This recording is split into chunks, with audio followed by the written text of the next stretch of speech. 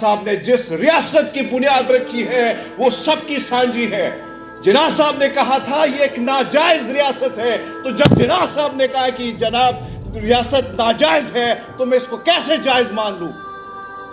وقت مختصر ہے مسلمانوں، ایک چیز یاد رکھنا، یہ آگ، یہ شعلے وہاں پہ بھڑک اٹھے ہیں، 76 سال سے وہ لاشیں اٹھا رہے ہیں وہ فلسطینی بھائی، وہ عادی ہو چکے ہیں، لیکن جب چنگاری اس دہلیز پر پہنچے گی اور پھر آپ لوگوں کا بھی تماشا اسی طرح دیکھا جائے گا جس طریقے سے 57 مسلم ممالک نے گھنگرو باندھ کر یہ تماشا دیکھ رہے ہیں۔ اس بزرگ کی ویڈیو میرے سامنے آتی ہے جو اپنے پوتوں کو لاد میں اتارتے ہوئے کہہ رہا ہے کہ حضرت محمد صاحب سے گلہ کرنا، کہنا کہ آپ کی امت بڑی بے حس ہو چکی ہے، ڈرپوک ہو چکی ہے، اس سے کہنا کہ لوگ تماشا دیکھ رہے تھے اور اسرائیل ہم پر بارود پھینک رہا تھا۔ یہ حالات آپ کے ہو گئے ہیں، مقدمے کرتے ہیں ہم پہ، کہتے ہیں آپ پر مقدمہ کریں گے، کرو مقدمہ۔ میں تو نہیں ڈرتا، آپ لوگ ڈریں گے، میں تو نہیں ڈرتا، میں تو بولتا رہا ہوں، میں تو یہ کل بھی میں نے کہا ہے کہ جب سے یہ لڑائی شروع ہوئی ہے میں اپنے گرو گوبند سنگھ جی کے سامنے جانے کو تیار ہوں، میں کہوں گا کہ میں ظالم کے خلاف کھڑا تھا، مظلوم کے ساتھ کھڑا تھا۔ مسلمانوں آپ لوگوں نے بھی کھڑا ہونا ہے۔ مجھے کسی نے کہا کہ آپ بھی لوگ کرتے ہیں تو آپ امریکہ نہیں جا سکیں گے، آپ کو ڈالر تک رسائی نہیں ہوگی، یورپ نہیں جا سکیں۔ میں نے کہا باہر بھیجے ایسے ڈالر، باہر بھیجے امریکہ کا ویزا، نہیں جاؤں گا، میں ادھر ہی رہوں گا، یہ میری ریاست ہے، میرا ملک ہے۔ لیکن ظالم کے خلاف کھڑا ہونا یہ میرا سکھی مجھے سکھاتی ہے، یہ مجھے گرو گوبند سنگھ جی نے سکھایا ہے۔ میں نے اسلام کو پڑھا، آج مجھے اگر کوئی مسلمان نظر آتا ہے جو صبر، استقامت، یہ ساری چیز اگر مجھے نظر آتی ہے تو وہ مجھے غزہ کے مسلمانوں میں نظر آتی ہے۔ مسلمانوں جاگنا ہوگا آپ سب کو۔ یہ جنگ باطل کی، ظالم کی اور مظلوم کی جنگ ہے، اور یہ جنگ مسلمانوں کی جنگ نہیں ہے، یہ انسانیت کی جنگ ہے، انسانیت کا درد دل رکھنے والے لوگوں کی جنگ ہے۔ اس وقت آپ اندازہ لگا لیں کہ تمام تر دنیا میں سب سے زیادہ پہل تو پاکستان کو کرنی چاہیے تھی، پاکستان کو سفیر بننا چاہیے تھا، لیکن یہ کام افریقہ نے کیا۔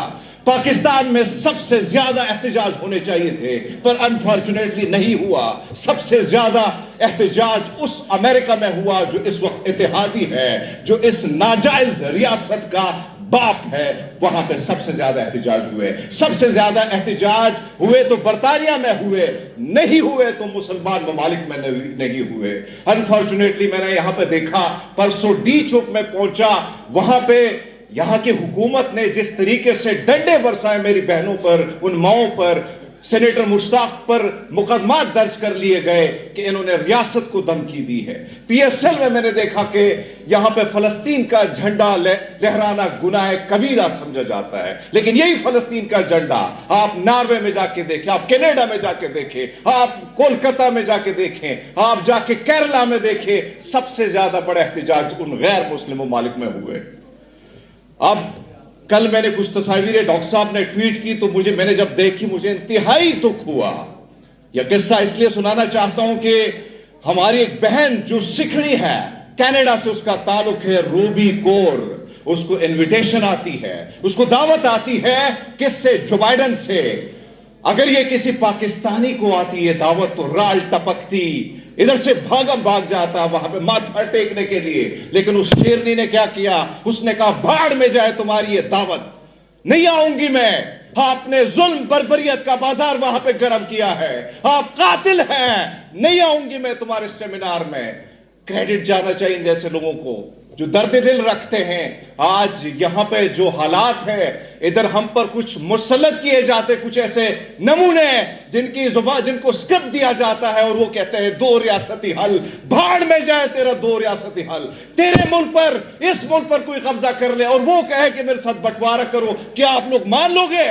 نہیں مانیں گے، ہم نہیں مانیں گے۔